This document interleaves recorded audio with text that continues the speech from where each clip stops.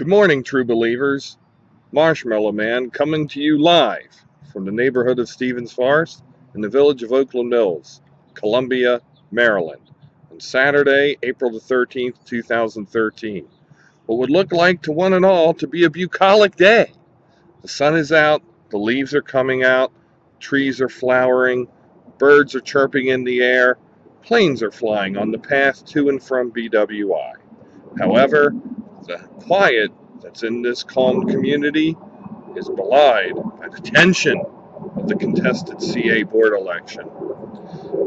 Reports have already claimed that this morning candidate and challenger Julia McCready is out knocking on doors, trying to get people, at least in the Thunder Hill neighborhood, to get their vote for the CA board race.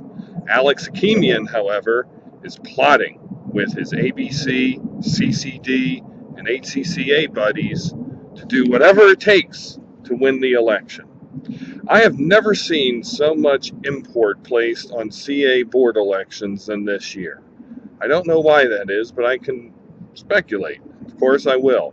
The Inner Arbor plan, which is the beginning of Columbia redevelopment, or perhaps it's also this generation of the so-called Columbia pioneers feeling their influence slipping away as the inexorable force of generational change is taking over this community.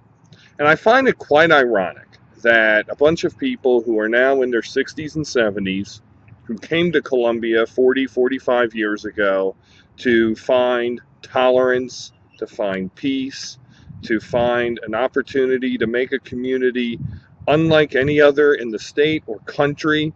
I find it very ironic that a number of those people like Alex Akemian, people like Barbara Russell, people like Alan Klein, people like Russ Swatek, who should be thoroughly rejected in his candidacy in Long Reach.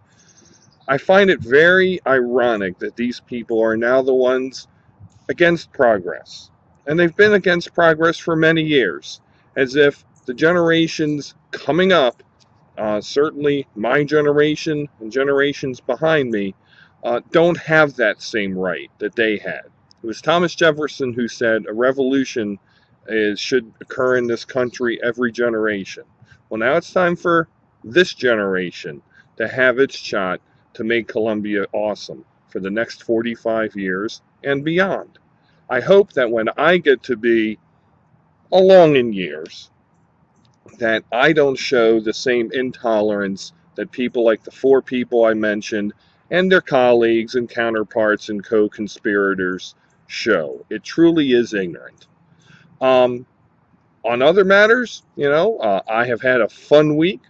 I want to thank you all for wishing me well on my recovery. Things are going well with the broken ankle. I hope to have the cast off on Thursday. Certainly should have it off. And I'll be out and about.